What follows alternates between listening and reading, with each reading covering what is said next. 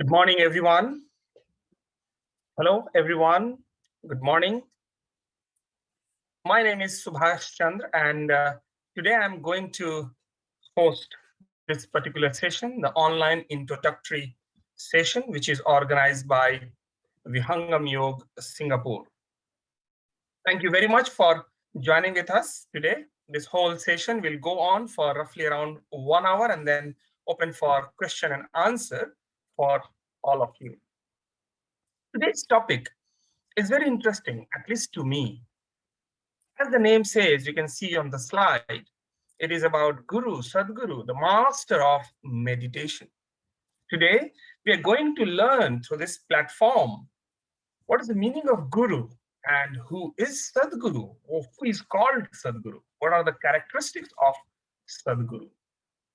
But at the same time, along with all these discussions, along with all these definitions, we would come to know what is meditation and how to perform a meditation. We will learn today performing meditation as well. So just get ready to listen first, and then we would move towards the practice, learning the meditation and practicing it at the same time.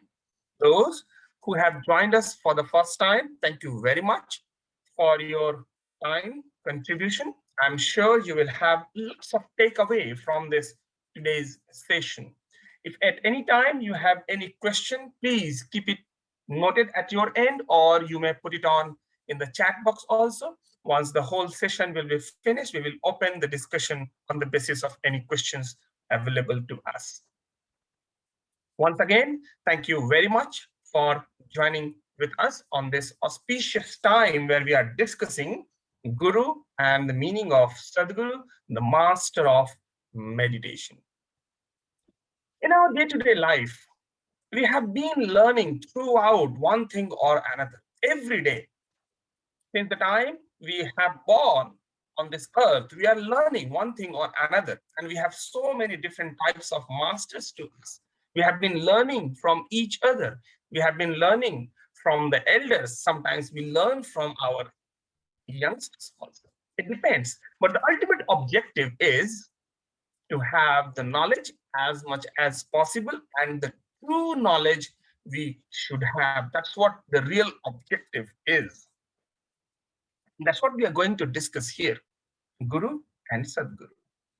A little bit about meditation also, because as you know, the objective here is to elevate ourselves, uplift ourselves from wherever we are, and how Guru and Sadguru can help us during the meditation, for meditation to uplift ourselves is the point of discussion for today's session. So let us move towards more practical understanding, more our day-to-day life understanding. What is the meaning of a Guru?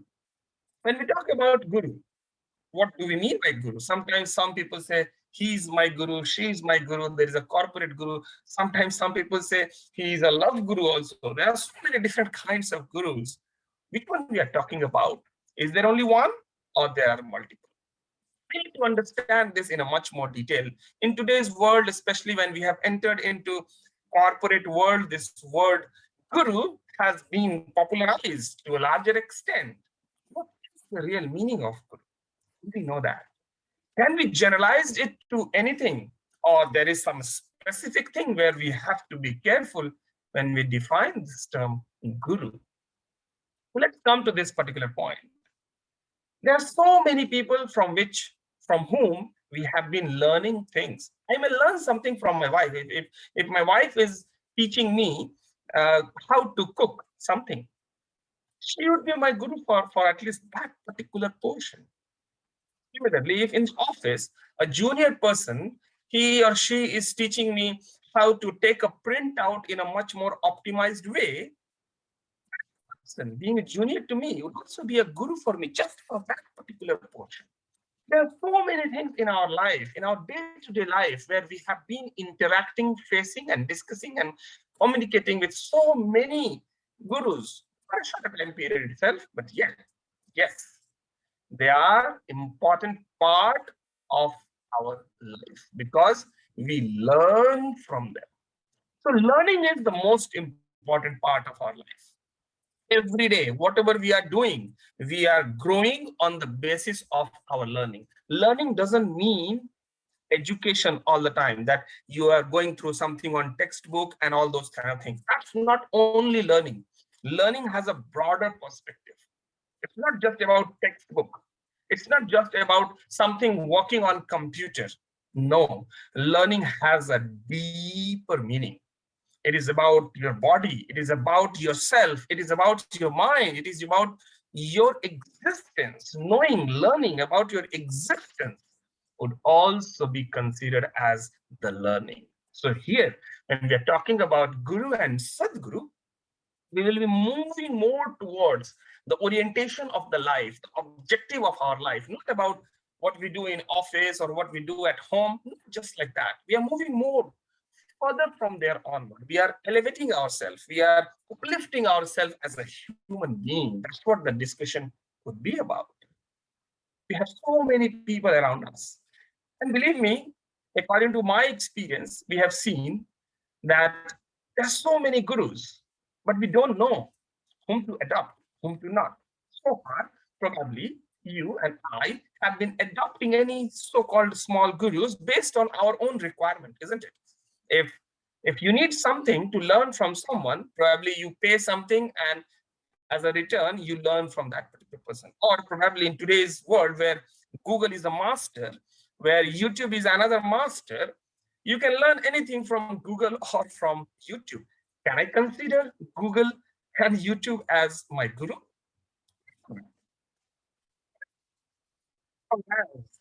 That information, that knowledge, that learning is correct, is right.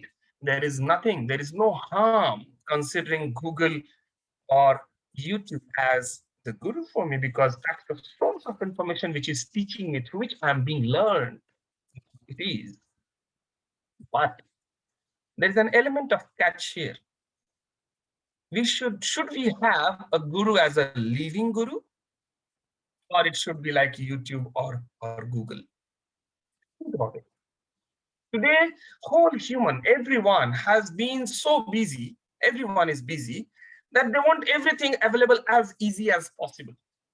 Just handy. Do this, you should have that. Do this, you should have this. This is how we have been seeing ourselves. This is how we have been trying to learn things. Today's world, we don't want probably to learn to the core of it. Probably we just want to learn where to find what. That is also learning, isn't it? If you don't know where to find what, if you don't know what to type in Google to find something, also you don't know how to learn, right? You need to learn. We need to learn how to type in Google what exactly, so that I can get the exact result out of it. Similarly on YouTube, what anywhere. But the question is, can we survive just on this as long as our life is concerned? Google, YouTube, and all these platforms have been created so greatly that in today's world, we can't live without them. Definitely, we can't live without them. But as far as upliftment of your own life, you have to go to the Google and find it, search it, what to find, what to search in a right way, in an appropriate manner, this content or that content. That you cannot get it all the times from Google and YouTube. There is something inside the core. There is something inside the core which cannot teach us. No one can teach. No one. It's us, the realization. So the event happening around us can also be considered as a phase of learning, as a method of learning to us. So overall, all these kind of things, whatever, wherever we are talking about learning, learning, and learning, ultimately, we are going towards from darkness towards the light. That's how the simple meaning is. We are becoming more and more brighter. They're becoming brighter day by day through all these learnings. And that's what the definition of guru comes from. Guru is one who brings the light in your life. What is the meaning of bringing light in the life? Bringing light doesn't mean that 1,000 mercury or tube light will be appeared in front of you, not like that. It's the inner core, inside. The darkness Darkness has further multiple definitions. There are so many definitions, but ultimately, if we come towards just one concise definition of darkness, it's about ignorance. Not knowing something is not ignorance. Knowing something wrongly is ignorance. That's how it is defined.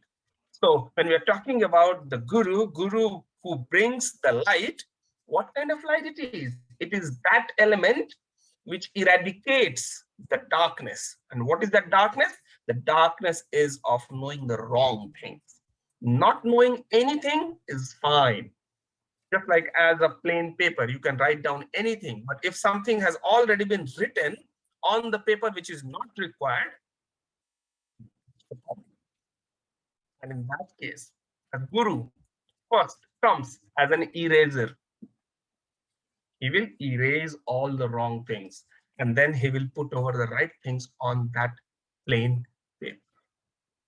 The guru eradicates the darkness, the ignorance. For different people, this definition works differently. Ultimately, this will work for everyone. When the different event appears, the definition of darkness will be different, and definition of light will be applicable to that darkness. But ultimately, the guru is the one who brings the light. What different kinds of situations we have all here and there, that completely depends on ourselves, completely on ourselves. So all different side. If I try to minimize, if I try to just concentrate on the summary of all the events happening around us for which we need to learn ourselves, there are only 3 or 4, not many. And that those 3 and 4 have to be defined on the basis. On which basis we are talking about. And that's how the whole definition of the ignorance and the light comes through. A very simple example. When we're talking about a boy who wants to learn, suppose, cricket, how to play cricket. So what does he need to do? He need to find a trainer. The trainer will be a guru for him, isn't it? Similarly, as I mentioned, I need to learn something how to cook. Probably my wife can teach me. Then my wife will be my guru for that particular element. Similarly, suppose I need to learn, I need to know how NASA operates, how this rocket science works. Probably I may not be eligible to understand or get an admission in NASA at this stage, but probably Google or YouTube can help me to learn and understand all those science behind whatever the rocket science has. So I'm defining the basis. Similarly, there could be one person who is nurturing, who is able to nurture my mind. Say, for example, I'm having a bad habit and I want to quit something. Say, for very simple example, there have been many people who are smokers, suppose.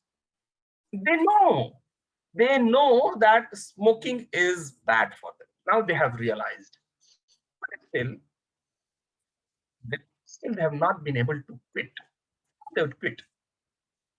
How they would quit? So that's the mind. And if someone who trains your mind at that stage, basis is altogether different. And the guru at that level is altogether different.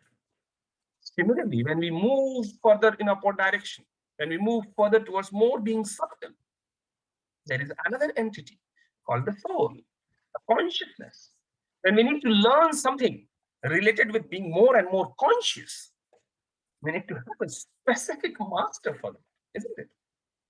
Otherwise, if someone who has not reached to a level of that consciousness, how that person would teach me how to be in that conscious nature? Cannot. If suppose there is a teacher who has to teach class 10th mathematics, right? There is a person who has to teach class 10th mathematics to someone, some kid. He will be able to teach only once or only when that teacher has passed class 10. And not just that, he has been practicing being in that state, solving all those questions of class 10th mathematics for a continuous longer time, repetitively, And he knows all the solutions so that when somebody asks, he can teach that student very easily and very comfortably without even seeing anything. So that means that teacher can teach that class 10 student only when he already has gone through all those elements, everything. And he has everything in just tips on his hand, fingertips. Similarly, when we talk about the consciousness, that master, that guru must have crossed that level. And not just that, he had practiced it so many times, maybe at a higher level, that it becomes very easy for him just on fingertips to do things, just like as that teacher who was teaching class 10 student. So that person, that guru's level is altogether different from those who are teaching us mathematics, those who are teaching the brain and mind activity, because the level of conscious is much more superior than all these. So the guru for that is different. It cannot be everyone, because everyone cannot have a situation or have a basis of fully conscious.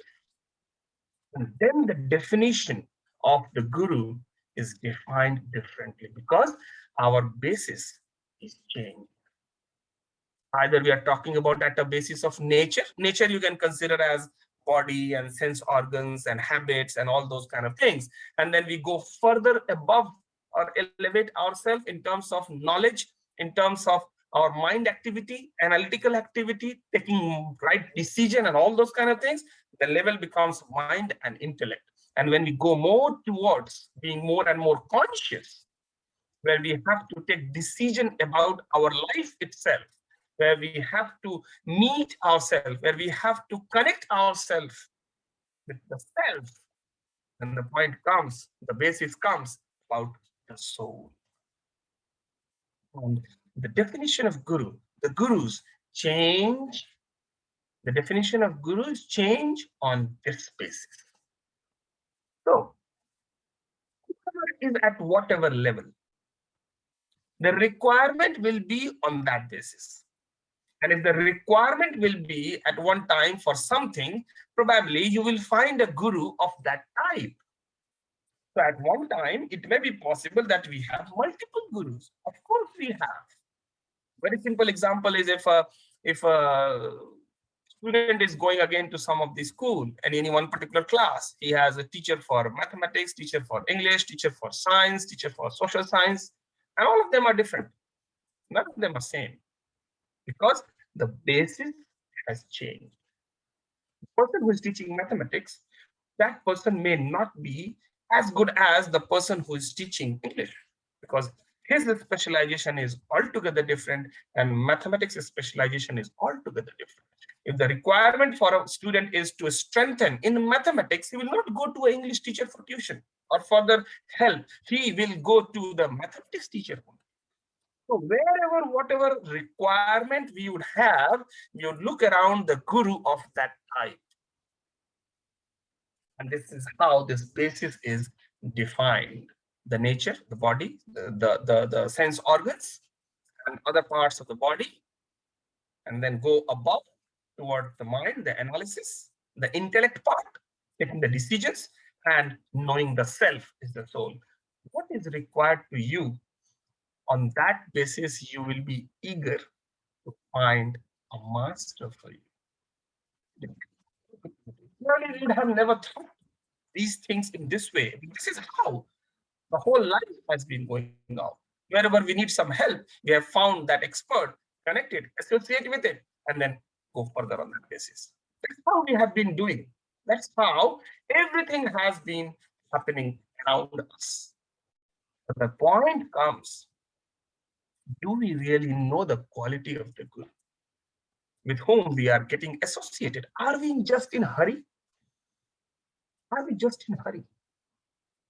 Probably yes. We cannot be in a hurry for everything. We cannot be. If you have to find something, yesterday only I was watching something in TV and I was telling my wife that this person in one particular serial which was going on, I told her that this person, a musician, was there. I told her that this person is having problem in his eyes because he was using glasses. and he was a flute player. But my wife was telling, no, he's not. I saw him moving his eyes here and there, but I said, no, I have very carefully observed that there is some problem with this particular person. But there was no any clue how to find or how to justify or how to clarify whether this person, what I am saying is correct or my wife is saying what that is correct. Then I told her, oh, you are the Google master. Can you go and Google and just quickly search? And I don't know what she did because we did not know the name of the person. We just knew the program. And she did something and that person appeared on her mobile. And then we came to know whatever it was. That's not the point. The point is that was a quick finding. It was a quick association with a guru, the master, the Google. But this is a non-serious association where things becomes more serious, where things becomes about our life, when things become about knowing ourselves, it becomes more and more serious. The time goes, the age goes, we don't know how many years we have in our hand. So we cannot just take things so lightly about ourselves. That is your requirement. So here on this platform, on Vihangam Yog Singapore, this online platform, where we are talking about an introductory session about Vihangam Yoga, the Guru, the Sadguru, the Master, the meditation, and all these. I'm sure those who are listening right now, those who are connected with us on this platform right now, their requirement is something different from normal people. I consider this as an elevated level. That's the requirement we have. Probably we want to know ourselves. We want to have a peace in our life. We want to be more and more happy. Although everyone wants to be happy, still, you want to see something different. Is there something seriously available somewhere? And that's what the objective here we have today to go for. Moving forward. Now we are talking about lots of gurus, all different types of gurus, but ultimately, whoever the guru is, whatever he does, he cannot do just magic like this to anyone. Even if he does the magic something, cannot do every time. He will not do it every time. Why? Because eligibility varies from person to person. What is the eligibility? Eligibility is about surrendership towards that guru. The guru needs to be happy with you, whichever type it is. Whichever type it is. The guru, if there is a living guru, that living guru need to be happy with it. And that happiness comes from your eligibility. So even if in our life, there have been so many gurus around us, there is a responsibility coming to us also. What is that responsibility? That responsibility is whatever that guru is teaching us, making us learn, we must follow it. If we don't follow, if we don't act on it, there is no use of guru. There is no use of guru. So all gurus, whichever way we know them, they are the best at their own. Definitely, there is no doubt in that. The problem comes with the person who is going to adopt the concept of that guru. And here the variation comes, because it may be possible that that guru is his level is, say, maybe at an intellect level or at a mind level. And we are trying to adopt and understand or taking it lightly at a level of body and at a level of sense organs only. The synchronization, the association will not fall together. Will never. So it's not just about guru. It's a two-way synchronization. And it's more from the person who has to adopt that guru. It's more from that, not from guru. Guru is on his own, whichever basis we are talking about. The one who has to follow, he has to become more and more firm. That's how the life, in our life, we learn, we change our requirement all the time, as and when we elevate ourselves, as and when we uplift ourselves. That's how the requirement of the guru also changes, and that's how the basis of our own will get on changing. So the important point here, what I mentioned, is your self-dedication, your surrendership, your determination to learn something in a right way is more important than just finding a guru and getting associated with it. The determination, dedication is much more important. Your commitment is much more important than anything else. But the point comes, this commitment comes. It will be possible that someone thinks, I don't know how to make a commitment, or I'm not that eligible to make firm commitment. So for that reason, you need to have a specific guru who can teach you how to become more committed for anything. But whatever way we are talking about, since this particular discussion is happening about guru as well as about the guru. So far, we have not defined what exactly it is, what this entity is. So let me move more towards what is the meaning of Sadguru also, and then we would further move towards the another section of this discussion. So we just came to know and realize that in our life, in our day-to-day life, or otherwise also, there has been so many gurus around us. Whichever level we are talking about, the physical body, the mind, intellect, or even at a soul level, there are different gurus we have, and we are associated with probably all of them. But the question comes, is there an ultimate guru who is the guru of all gurus? Does this really true? Is this really true? And does such kind of one eternal guru, eternal master exist? It does. It does exist. It does exist. I again repeat, it does exist. When we go on to understand the human life, when we go on understanding how this whole universe has been created, when we go and identify how everything is moving in this world, be it air, be it fire, be it anything, how everything is being operated, who operates it, there are a lot many things which we need to know and realize, not just to read and write. We need to realize with proper scientific basis. So just on that basis, quickly, what I'm going to mention here is there is one entity which exists eternally, whether we realize it or don't, whether we know it or don't, whether we accept it or don't, it doesn't matter. But it does exist. And everyone will be able to experience that eternal entity in one particular life. It may not be true. But there is one entity which is the eternal one, the guru of all the gurus. Doesn't matter what level we are talking about. The supreme highest level, even we know this is the guru, supreme highest guru, there is above someone, and that is the eternal master. That is the eternal guru, which is called Sadguru. And that Sadguru, the eternal master, exists on its own. And has its own functionality to do things at his own end. That is not required to know right now in this particular session, just to mention that there is a highest most level of gurus available, and there is only one. We need not mention it, whether it's a he or she or this or that. No, it's just an entity.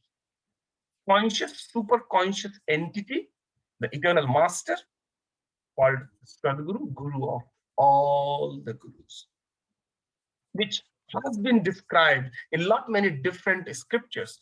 I'm not talking just about Vedas or Gita or I'm talking about all different scriptures also, where the supreme messenger has been talked about. And that messenger, supreme messenger, is the guru of all guru, and it's only one. It doesn't matter whether we are talking with one language, another language, one script, another script. Only one. Just like as we have only one mother, similarly, there is only one master of all masters. This master is called the meditation, the portion of meditation. Meditation is what? What is meditation? Meditation is nothing but to get focused. And that's it. Meditation is nothing but becoming more and more focused. But the difference comes again at what basis we are talking about. When you are listening to music, you are at your own basis. When you are studying something, writing something, you are at your own basis. When you are playing football, you are at your own basis. And when you are thinking something, you are at your own basis also. But there is one more basis, which is the basis of consciousness. If you reach to that level, then the basis becomes different, and being focused at that conscious level is altogether different.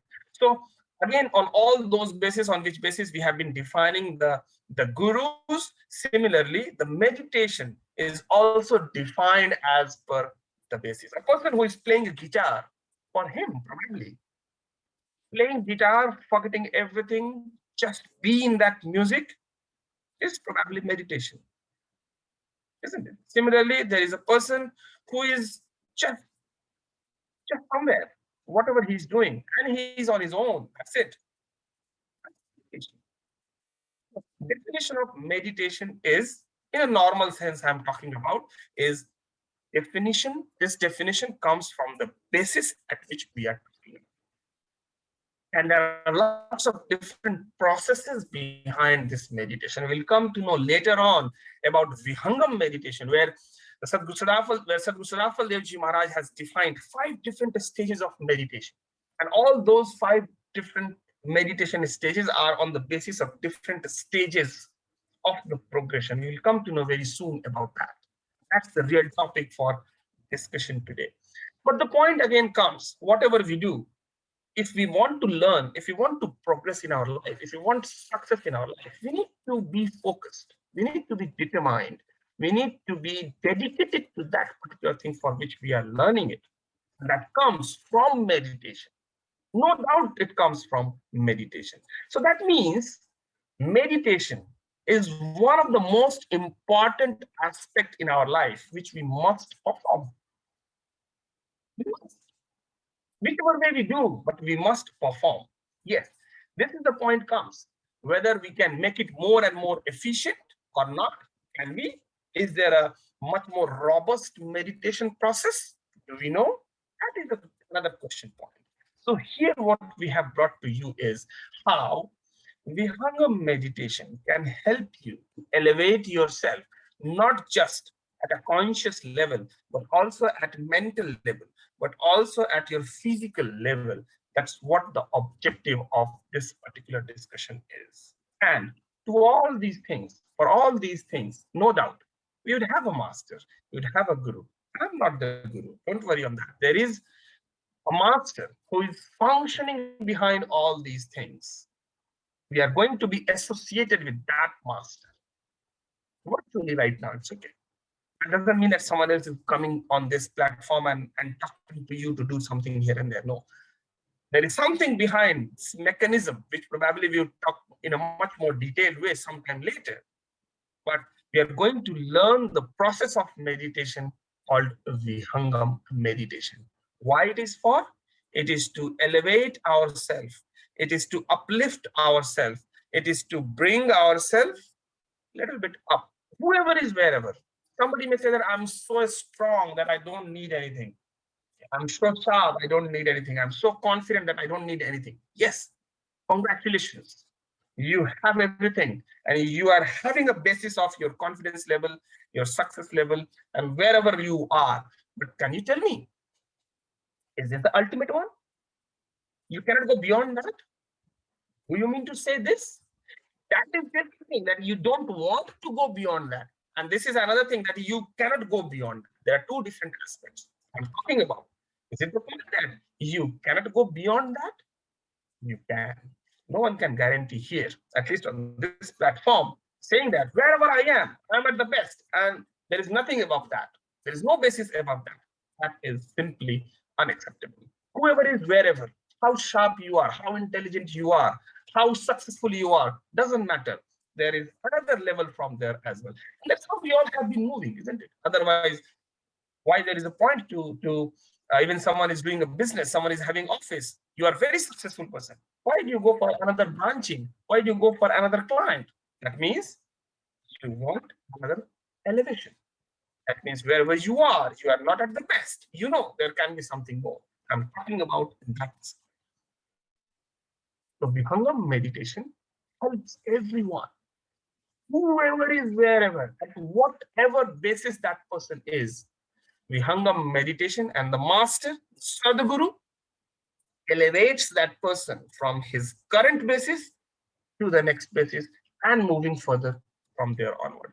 And that's the real objective of this particular session also to come. Ultimately, whatever we are talking about, things starts from our body, but things start from our body, and whatever is happening with our body is ultimately being realized at different bases, whether it is realized at a level of mind or it is realized at a level of soul. This is a question mark, but it starts from the mind itself. And all the problems, whatever is happening, we have, whatever it is because of the mind, the not being more and more conscious about what we are and how we are.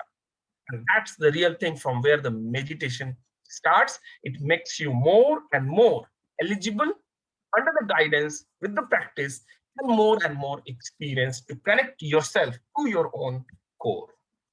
As I mentioned, there are 5 different stages of Vihangam meditation. It was designed by His Holiness Sadguru Devji Maharaj based on his own 17 years of long penance. Can you think about somebody has stretched 17 years, had done so much of labor, has so much of pain, has done so much of effort to reinvestigate and re-identify the truth of the life. And that's what Sadguru Devji Maharaj, who rediscovered the ancient most technique of meditation. And he categorized it in 5 different stages based on the requirement of every individual. I just quickly go through about each one of those one by one very quickly. First stage, which we are going to learn today on this platform itself, right now, just immediately after this, is how to control the mind. Because if we are not focused, that means our mind is deviating here and there. Doesn't matter whether we play a guitar, whether we are walking in the kitchen, whether we are studying, whether we are walking in office, doesn't matter, whatever, wherever we are. The mind is linked with it. As long as we are in this world, without mind linking, nothing is possible. But we need to control it. Without having a controlled mind, you would not be fully focused, you would not be as efficient as we can be. So the first stage of Vihangam meditation empowers us to have a control on our mind from the outer sphere. That means whatever is happening in the outside of this world. And it helps us to control our memory.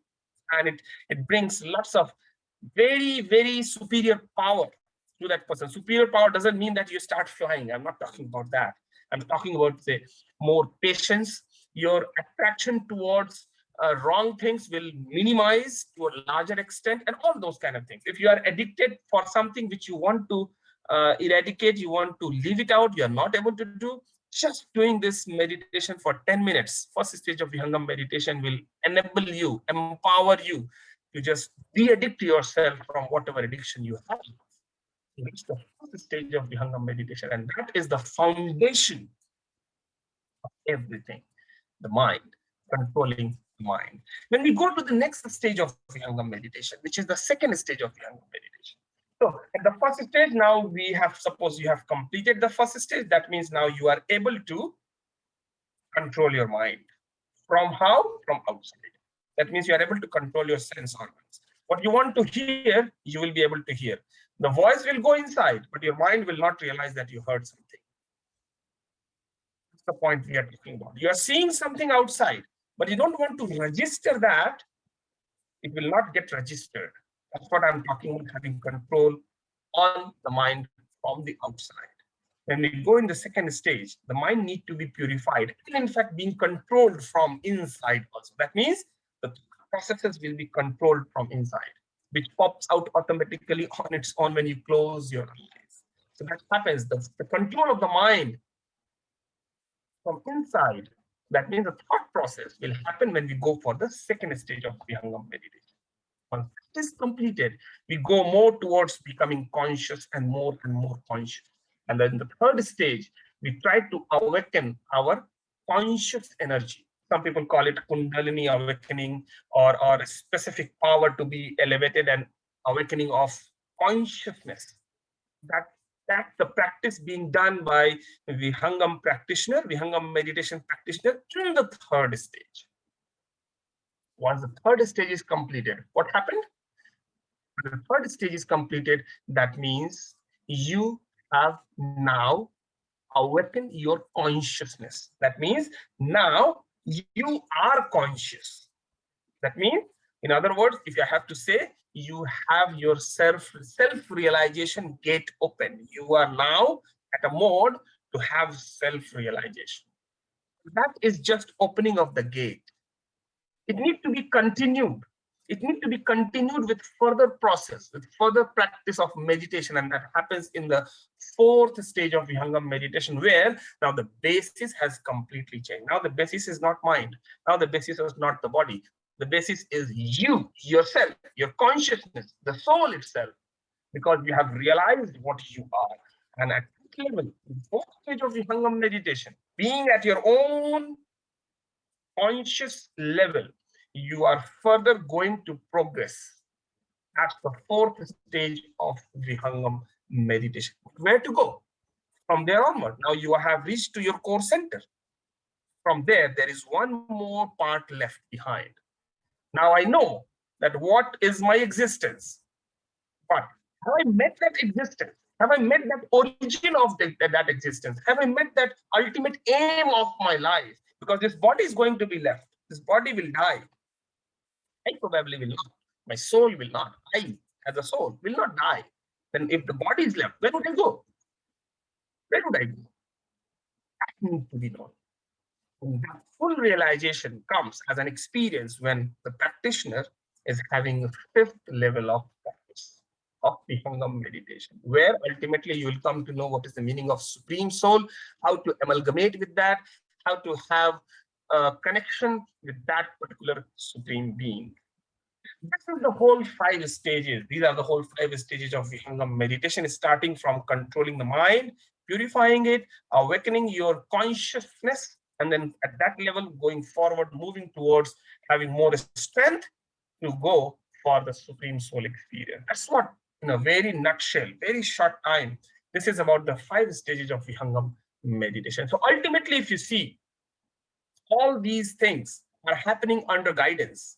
It's not just happening on its own. No, there is, the Guru is monitoring everything. If you're going to do the first stage of Vihangam meditation, don't think that no one is monitoring you. There has to have something happening with you to be monitored.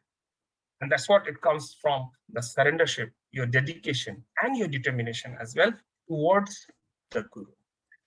We definitely talk about more things in some other time, but right now the objective was to let you know, to understand the pure objective of the 5 stages of Vihangam meditation and everything of these.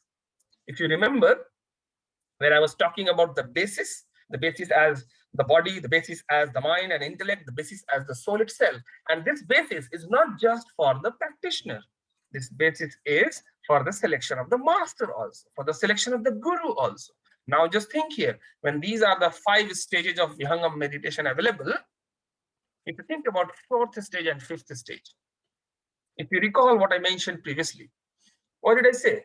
That if somebody is to teach a 10th class student, that master, that teacher, that Guru must know and trust that level of experience of class 10. Not just one time. He would have gone through that mathematics book many times, and he is everything just on the fingertips. So when we talk about here, self-realization, when we talk about the soul realization, when we talk about the consciousness, that Guru, that master should be of what type? He himself should have done this so many times and should have the capability to make others also conscious, to elevate them further from there to move towards the supreme consciousness. Think about what kind of Guru he should be. Think about. Similarly, when we talk about the 5th stage, where we are talking about the supreme being realization, master who will take us through to that supreme being must himself have realized all these stages, not just one time, many times, and everything should be on the fingertips. Need to be found. That master need to be found, but ultimately it all depends on the requirement of the individual. Right now our objective is not that. Right now our objective is only stage 1, mind control, mental stability. not to get deviated from things here and there. Further, other stages 2, 3, 4, 5, probably as and when people go and grow and grow and grow and elevate and uplift themselves, the master will automatically recognize all these, and your time will come and you will move towards that particular section. Just for the interest of our time, now it's time to move towards the practice, the Vihangam meditation, the practice, which enables us, the first stage of Vihangam meditation, which enables us to control the mind, to have a controlled emotion, to have a controlled sense organ, and to correct our basis as well. I hope everyone is ready now to move towards the meditation, and we would have roughly around 10 to 12 minutes meditation practice, where it is a very specific thing. I mean, it's not a secret as such. Some people know, some people understand how to meditate, but here the importance is of the master. The master helps you. Believe me, really believe me. The master helps you. Doesn't matter he where he is. Doesn't matter that master where he is. It's the consciousness which connects you with the master.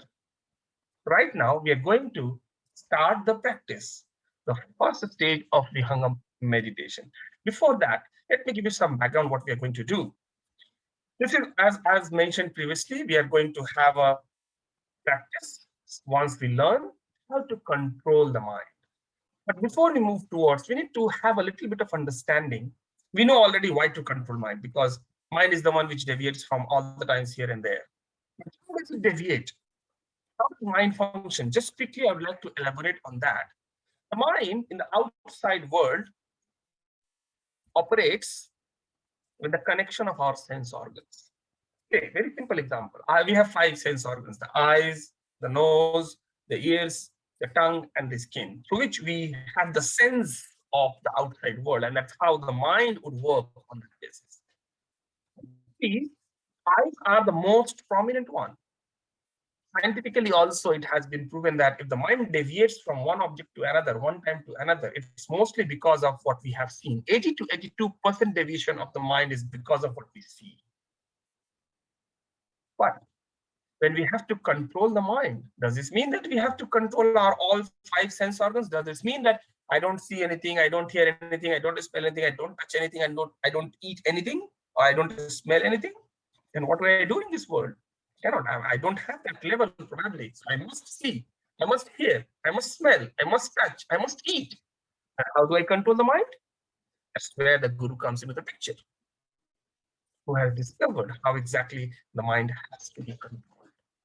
So right now, what we are going to do is perform a specific meditation, is the ancient most meditation practice, the first stage of Vihangam meditation, where our objective is to control the mind from the outer sphere. Here there is a specific technique. We have to perform on that technique. So now let us move towards the meditation. We are going to meditate for roughly around 10 minutes. Those who know already, it's good enough. You start practicing as soon as we start. But those who are connected with us happen with many. And there has been some scientific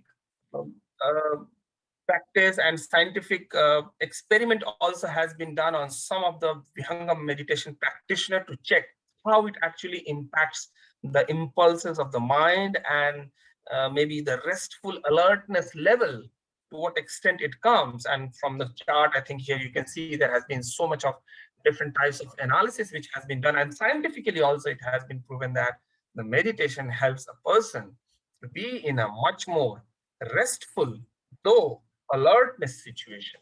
So don't doubt anything as such. Why should I do this? Why should I not do meditation kind of thing? As I mentioned previously, if you do meditation, wherever your basis is, wherever you are, it will elevate you to the next level. There are many more other benefits of Vihangam meditation and meditation as such also. It helps you to have better sleep. It makes you quite energetic.